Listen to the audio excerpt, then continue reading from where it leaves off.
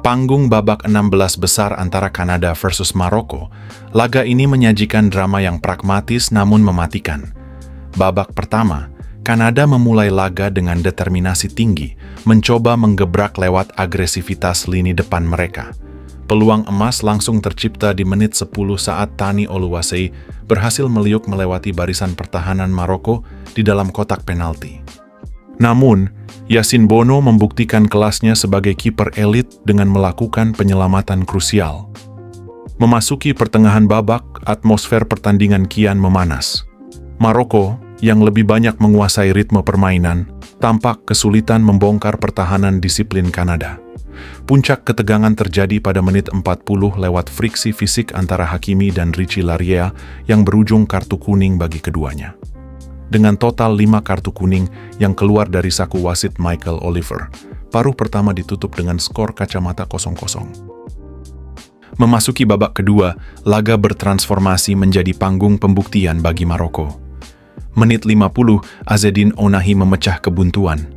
Memanfaatkan skema bola mati dari Hakimi, Ounahi melepaskan tembakan, mendatar mematikan dari luar kotak penalti yang bersarang ke pojok kanan gawang Kanada.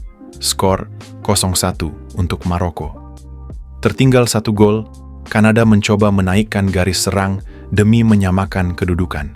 Tajon Buchanan sempat menguji Bono lewat tendangan jarak jauhnya, tetapi sang kiper kembali terbang melakukan penyelamatan spektakuler. Di tengah kepungan serangan Kanada, Maroko justru menunjukkan efektivitas transisi bertahan ke menyerang yang sempurna.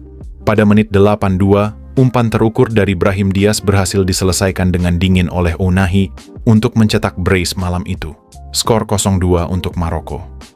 Mimpi Kanada benar-benar terkubur di masa injury time, 90+8. Ketika Soufiane Rahimi menuntaskan serangan balik cepat menjadi gol ketiga, setelah sebelumnya sempat membentur mistar gawang.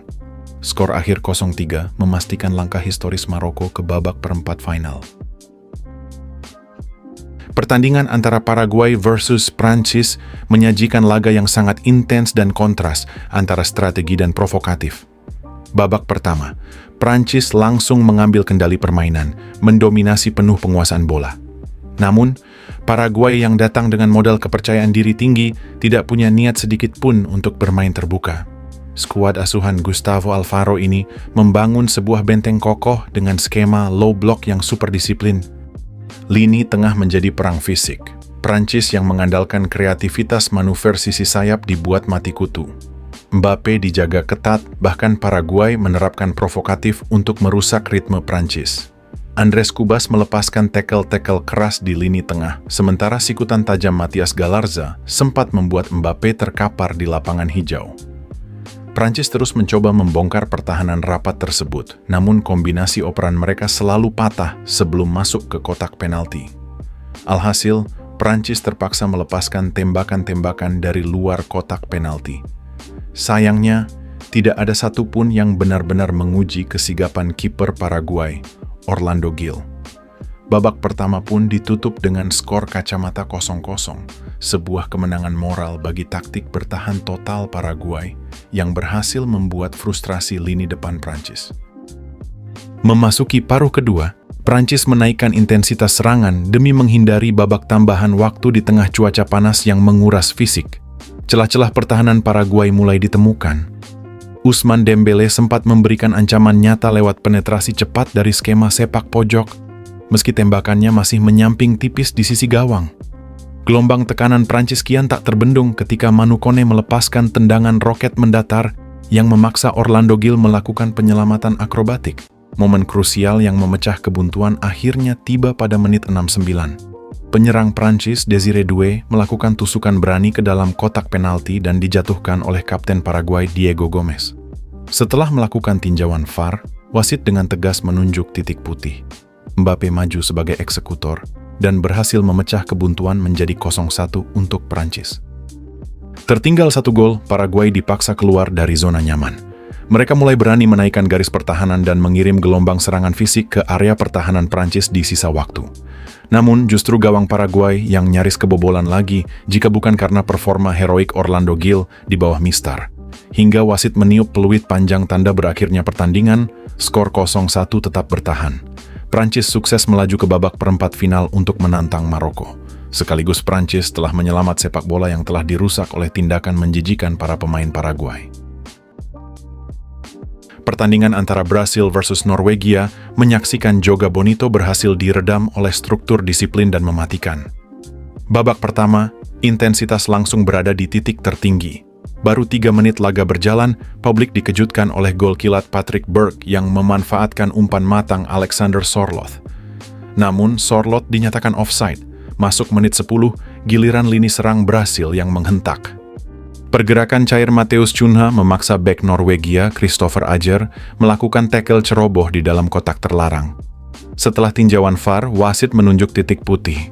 Bruno Guimaraes maju sebagai eksekutor pada menit 14. Kiper veteran Norwegia, Orjan Nilan, membaca arah bola dengan sempurna. Dengan refleks luar biasa, ia terbang ke sisi kanan gawangnya dan menepis bola. Brasil terus menekan mengandalkan kecepatan sayap. Gabriel Martinelli melepaskan umpan silang berbahaya pada menit 31, namun bola tipis menggores kaki Nilan sebelum menjauh dari jangkauan pemain depan Brasil. Babak pertama ditutup dengan skor 0-0. Memasuki paruh kedua, pergantian pemain menjadi kunci perubahan ritme. Solbakken menarik Nusa dan memasukkan Andreas Schjelderup. Sementara Ancelotti mencoba menyuntikkan energi segar dengan memasukkan wonderkid Endrick pada menit 57, disusul kembalinya Neymar pada menit 67. Kiper Nilan kembali menjadi mimpi buruk Brasil setelah berturut-turut mementahkan peluang dari Ryan dan Bruno Guimaraes. Ketika laga tampak akan berlanjut ke babak tambahan, Norwegia menghukum kelengahan lini belakang Brasil melalui transisi cepat pada menit 79. Berawal dari skema 7 operan yang rapi, Schjelderup mengirimkan umpan silang akurat ke jantung pertahanan. Erling Haaland memenangi duel udara dan melepaskan sundulan tajam ke bawah yang gagal dihalau Alisson. 0-1 untuk Norwegia. Brasil yang tersengat langsung keluar menyerang total, meninggalkan lubang besar di lini belakang. Tepat pada menit 90, malapetaka kembali datang bagi Brasil. Lewat serangan balik kilat, Haaland mengecoh Danilo dan melepaskan tembakan mendatar yang melewati sela kaki sang bek untuk menaklukkan Alisson kali kedua. 0-2, brace dari sang Viking. Laga memasuki injury time yang sangat panjang. Pada menit 90+10, Brasil mendapatkan hadiah penalti hiburan setelah kemelut di depan gawang. Neymar maju dan sukses mengonversinya menjadi gol. Namun gol tersebut hadir terlalu lambat. Peluit panjang berbunyi, Norwegia mengunci kemenangan 1-2 dan melaju ke perempat final Piala Dunia untuk pertama kalinya sepanjang sejarah. Pertandingan antara Meksiko versus Inggris menyajikan salah satu laga paling menghibur dan intens.